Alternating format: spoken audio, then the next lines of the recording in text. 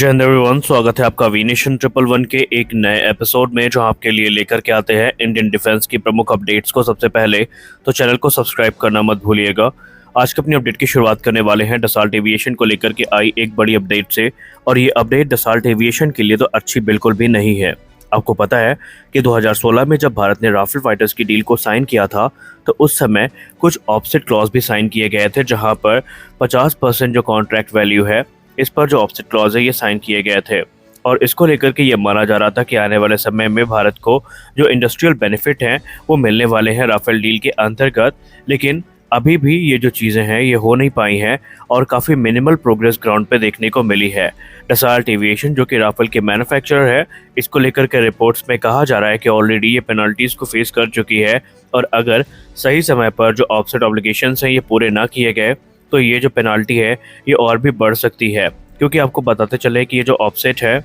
इसका उद्देश्य था कि भारत की भी जो डोमेस्टिक डिफेंस इंडस्ट्री है इसको बूस्ट मिले। और ये सारी चीज़ें 2016 में तभी फाइनलाइज कर ली गई थी जब राफेल डील को साइन किया गया था। और इसके अलावा 2021 की अगर हम बात करें, तो यूरोपियन मिसाइल मैन्युफैक्चरर एमपीडीए के ऊपर ऑलरेडी जो फाइन है ये लग चुका है, क्योंकि उन्होंने ऑफसेट कमिटमेंट को पूरी करने में जो मेजर डिले है उसको किया था, जिसके चलते वो ऑलरेडी फाइन को फेस कर चुके हैं। और अब डसाल्ट एविएशन को भी इसकी चेतावनी दे दी गई है। इस डील में बहुत सारे क्रिटिकल कंपोनेंट की जो ट्रांसफर ऑफ टेक्नोलॉजी है ये डीआरडीओ को दी जानी थी, लेकिन अभी तक ये पूरी नहीं हो पाई है। हालांकि अगर हम जो कैग की रिपोर्ट की बात करें, जो कि 2021 में आई थी, उसमें ये रिवील किया गया था कि जो ट्रांसफर टेक्नोलॉजी है ये पूरे ऑफसेट ऑब्लिगेशन का तकरीबन 30% एक्वायर करती है, और अभी तक ये पूरी नहीं हो पाई है। आपको बताते चले कि ये सारी बातें ऐसे समय पर आई हैं जब हाल ही में राफेल एम को लेकर के जो फाइनल निगोशिएशन है भारत और फ्रांस के बीच में चल रहा है,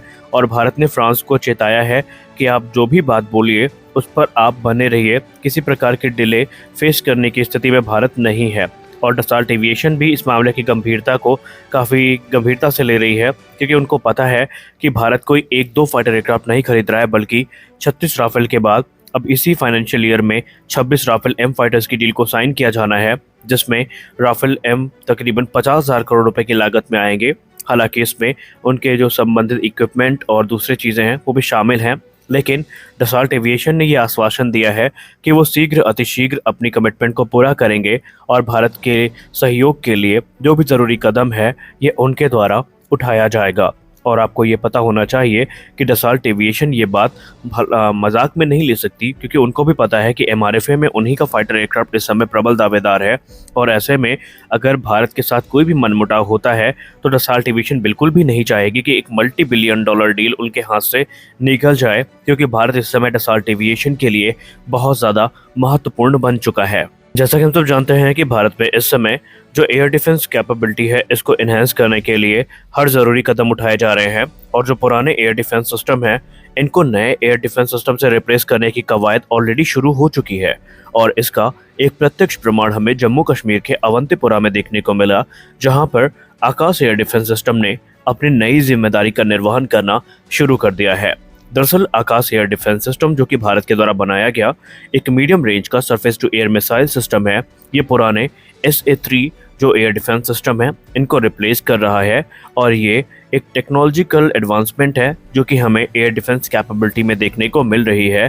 क्योंकि बीतते समय के साथ जो मॉडर्न वॉरफेयर के सिनेरियो हैं ये चेंज हो रहे हैं, और ऐसे में हमें आकाश एयर डिफेंस सिस्टम जैसे एडवांस एयर डिफेंस सिस्टम की ज़रूरत काफ़ी लंबे समय से थी। ये ट्रांजिशन हमें देखने को मिला है कश्मीर के अवंतीपुरा में, जहां पर आकाश एयर डिफेंस सिस्टम के डिप्लॉयमेंट की खबरें सामने आई हैं। और ये लोकेशन काफ़ी ज़्यादा क्रूशल हमारे लिए बन जाती है, क्योंकि ऑलरेडी यहाँ पर आकाश की एक पूरी की पूरी बैटरी ऑपरेशनल है, जो कि इस इलाके में जो एयर डिफेंस कैपेबिलिटी है उसको इन्हेंस कर रही है। एक्सपर्ट्स ये मानते हैं कि आकाश डिफेंस सिस्टम के डिप्लॉयमेंट के बाद भारतीय थल सेना की जो कैपेबिलिटीज़ हैं ये काफ़ी इन्हेंस होंगी, और ये हर प्रकार के थ्रेट्स को काउंटर करने में सक्षम है। रिपोर्ट्स ये भी कहती है कि आकाश सिस्टम के परमानेंट डिप्लॉयमेंट के लिए और ऑप्टिमाइज्ड डिप्लॉयमेंट के लिए एक डेडिकेटेड जो आकाश सैम साइट है ये अवंतीपुरा में सेम लोकेशन में अंडर कंस्ट्रक्शन है। एक बार जैसे ही कंस्ट्रक्शन पूरा हो जाएगा तो एक रोबस्ट इंफ्रास्ट्रक्चर हमारे पास होगा, जहां से हम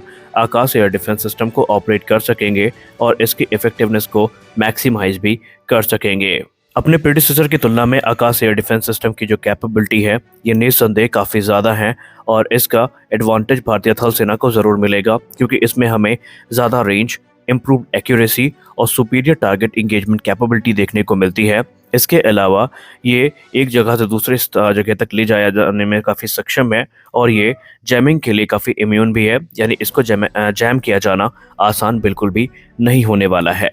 जैसा कि हमने डिफेंस न्यूज़ की अपडेट में आपको अवगत करवा ही दिया है कि भारतीय थल सेना को AK-203 राइफल्स का जो पहला बैच है ये मिल चुका है और इसमें 27,000 राइफल ऑलरेडी इंडियन आर्मी को डिलीवर की जा चुकी है। हालांकि ये जॉइंट वेंचर जो कि भारत और रशिया के बीच में है ये काफ़ी सेटबैक को भी फेस कर चुका है क्योंकि बीच में इसमें डिले की खबरें सामने आई थी और उसके पीछे की वजह थी रशिया और यूक्रेन के बीच चल रहा युद्ध। लेकिन अब डिफेंस सोर्सेज के द्वारा ये कहा गया है कि कोरबा फैक्ट्री जो कि अमेठी उत्तर प्रदेश में है, यहाँ पर ऑपरेशन पूरी तरीके से स्ट्रीमलाइन है और जो राइफल्स का निर्माण है वो लगातार चल रहा है। लेकिन एक बड़ी खुशखबरी के बीच में एक बुरी खबर भी है। हम सब जानते हैं कि एक चरणबद्ध तरीके से जो AK-203 है इसमें इंडिजिनस कंपोनेंट की मात्रा बढ़नी है। हालांकि हम इससे बुरी खबर नहीं मानते क्योंकि ऑलरेडी हमें ये चीज़ पता थी, लेकिन मीडिया सोर्सेस में आर्मी के ऑफिशियल्स ने मीडिया के दौरान ये बताया या मीडिया वक्तव्य के दौरान ये बताया कि जो 27,000 राइफल डिलीवर की गई हैं इसमें हमें 25% इंडिजिनस कंपोनेंट देखने को मिलने वाले हैं। यानी कि जो ये राइफल डिलीवर की गई हैं इसमें 25% मेड इन इंडिया कंपोनेंट्स हैं और आगे चल के चरणबद्ध तरीके से जो इंडिजिनस कंपोनेंट का परसेंटेज है इसको बढ़ाया जाएगा। दरअसल ये सारे कंपोनेंट्स भारत में ही बनाए जा रहे हैं और धीरे धीरे इनके प्रोडक्शन को बढ़ाया जा रहा है। AK-203 AK-47 असॉल्ट राइफल का एक अपडेटेड वेरिएंट है जो कि improved ergonomics, folding stock, Picatinny rails के साथ में आता है जहां पर अलग अलग साइट्स या दूसरी जो एक्सेसरीज हैं इनको माउंट किया जा सकता है और ये स्पेशल ऑपरेशंस में हमारे जो सोल्जर्स हैं उनको काफ़ी ज़्यादा बेनिफिट पहुंचाते हैं। भारतीय थल सेना इस समय अपनी पुरानी इंसास राइफल्स को रिप्लेस करने की तैयारी कर रही है और इसके लिए जो AK-203 है ये एक परफेक्ट रिप्लेसमेंट के तौर पर देखी जा रही है और ये भारतीय थल सेना के मॉडर्नाइजेशन प्रोग्राम में एक महत्वपूर्ण भूमिका भी निभाती है। दरअसल रिपोर्ट्स में कहा जा रहा है कि आने वाले 2 वर्षों में जो इंडो रशियन ज्वाइंट वेंचर के अंतर्गत ये राइफल्स बनाई जा रही हैं इसमें हमें 70% इंडिजिनस कंटेंट देखने को मिलने वाले हैं। हमारी अगली बड़ी अपडेट नेटफ्लिक्स इंडिया को लेकर के आ रही है। नेटफ्लिक्स इंडिया इस समय एक बड़ी तैयारी कर रही है जहां पर वो एक थ्रिलिंग वेब सीरीज लेकर आने वाली है जो कि ऑपरेशन सफेद सागर, जो कि भारतीय वायुसेना का वर्ष 1999 कारगिल वॉर में किया गया ऑपरेशन था, उस पर आधारित होगी। और इस वेब सीरीज के लिए आप लोग परेशान मत होइए, इसमें हमें कोई फिक्शनल स्टोरी देखने को नहीं मिलेगी और ना हमें यहाँ पर टिपिकल बॉलीवुड मसाला देखने को मिलेगा, बल्कि इसके लिए जो इसके मेकर्स हैं उन्होंने भारतीय वायुसेना के अधिकारियों के साथ मिल करके प्रॉपर रिसर्च करी है और माना जा रहा है कि यहाँ पर चीज़ों को अधिक से अधिक रियलिस्टिक रखने का प्रयास किया जाएगा। इस वेब सीरीज को डायरेक्ट करेंगे ओमी सेन जो कि फेमस वेब सीरीज असुर को भी डायरेक्ट कर चुके हैं और इसके बाद ये माना जा रहा है कि ये वेब सीरीज जो भारतीय वायुसेना के पराक्रम है उसका रूपांतरण करने में काफ़ी ज़्यादा सफल होगी। तो आज के इस वीडियो में बस इतना ही। हम आशा करते हैं कि हमेशा की तरह ये वीडियो अच्छी लगी होगी। वीडियो अच्छी लगी तो वीडियो को लाइक करिए, नए हैं तो चैनल को सब्सक्राइब करिए। मिलते हैं अगले वीडियो में, तब तक के लिए जय हिंद।